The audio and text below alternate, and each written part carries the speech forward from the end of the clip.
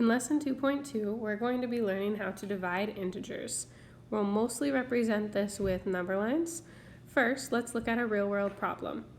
A diver needs to descend to a depth of 100 feet. We're going to represent this as negative 100.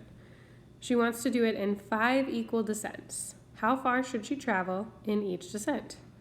So first we're going to set this up on the number line. I marked where negative 100 is. We're assuming she's starting at 0. Now we want to travel this in 5 equal descents. So notice that's 1, 2, 3, 4, 5 equal descents. So we're dividing that into 5 groups. To solve this problem, you could also set up the division problem, negative 100 divided by 5. If we rewrote this as a multiplication problem, we would think 5 times what equals negative 100. Now remember the rules for integer multiplication. A negative times a negative is a positive. A negative times a positive is a negative.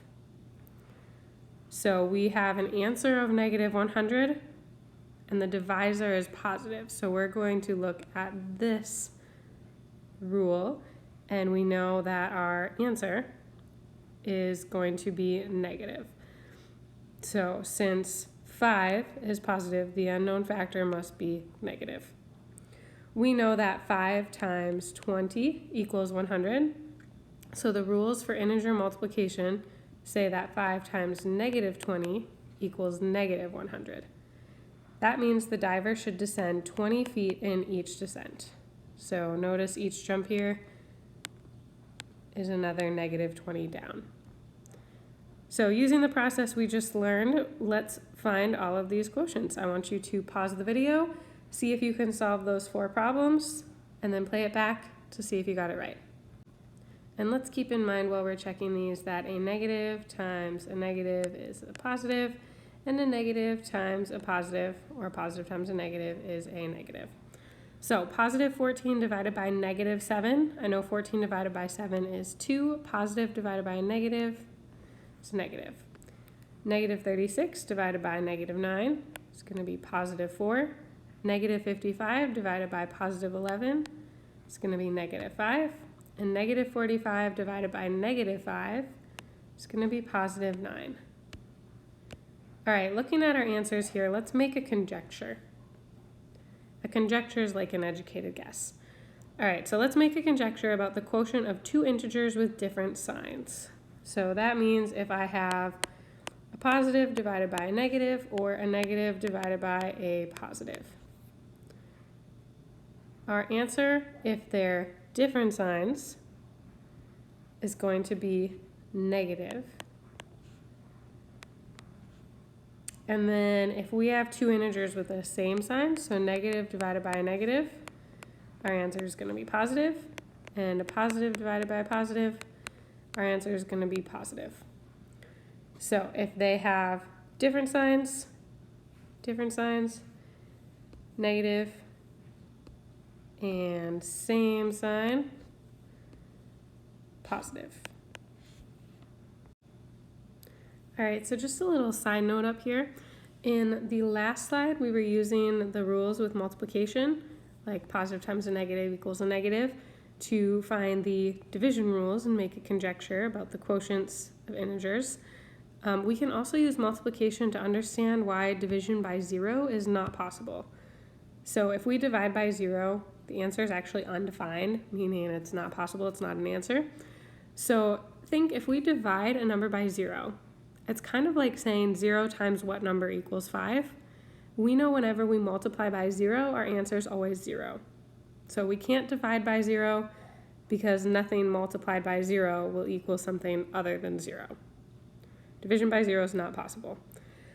But if we look way down here at example C, divide 0 by 9, we can think negative 9 times what equals 0, the answer would be 0.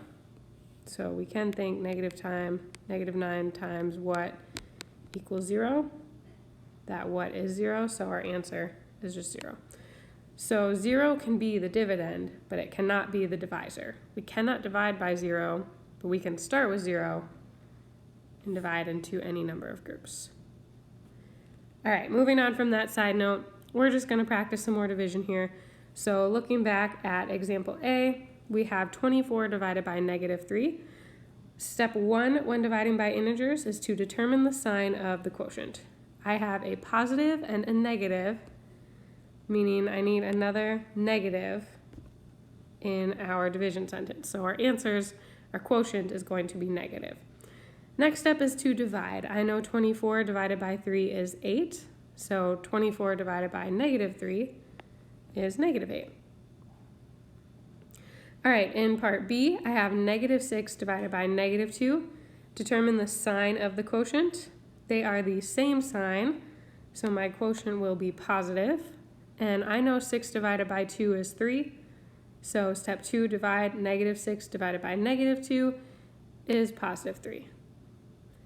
All right, your turn. Pause the video, see if you can do numbers 2, 3, and 4 by yourself. Play it back to see if you got them right. Go. All right, number 2, 0 divided by anything is 0. Number 3, 38 divided by -19 is -2. And number 4, -13 divided by -1 is +13. All right, let's do another real-world problem. Jake answers questions in 2 different online Olympic trivia quizzes. In each quiz, he loses points when he gives an incorrect answer. The table shows the points lost for each wrong answer in each quiz and Jake's total points lost in each quiz. In which quiz did he have more wrong answers?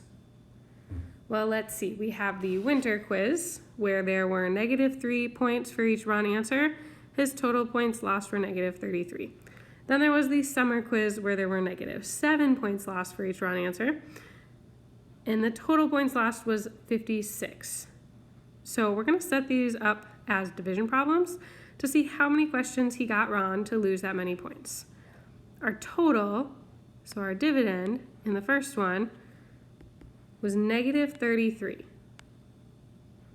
And I know each group had -3 points, so we're going to divide -33 by -3 to get the number of questions he got wrong. And then for the summer quiz, he had a total of 56 negative points. Each question was -7. That will give us the number of questions.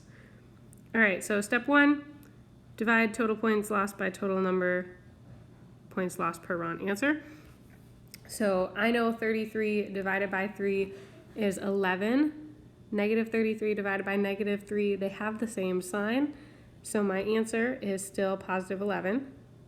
And then for the summer quiz, 56 divided by 7 is 8. -56 divided by -7, still +8. So now we're going to compare our answers, and it looks like he got more wrong on the winter quiz because 11 is bigger than 8. So Jake had more wrong answers in the winter quiz. All right, last one. I would like you to pause the video and read through this and see if you can do it on your own. However, I'm still going to work through it and show work. So once you play it back, check your answer. All right, a penalty in Meteor Mania is -5 seconds. A penalty in Cosmic Calamity is -7 seconds. Yolanda had penalties totaling -25 seconds in a game of Meteor Mania and -35 seconds in a game of Cosmic Calamity. In which game did Yolanda receive more penalties? We are going to set this up the same way as we did the last question. So Meteor Mania, I'm going to color code with blue, and Cosmic Calamity, I'm going to color code with yellow. All right, so Meteor Mania, each penalty was -5 seconds. Her total of penalties was -25 seconds for that game. So we're going to do -25 divided by -5.